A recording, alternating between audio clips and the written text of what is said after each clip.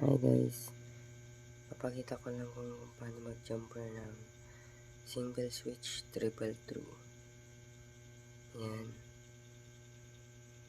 yung ginawa ko.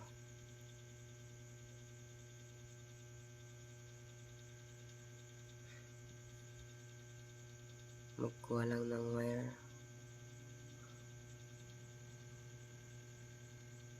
kasi tusok lang dun guys. Importante rin yung tagging guys,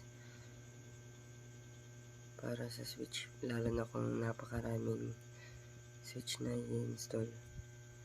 Importante din yung malagyan yung pangalan ng bawat switch para hindi malito yung mag-on off sa device.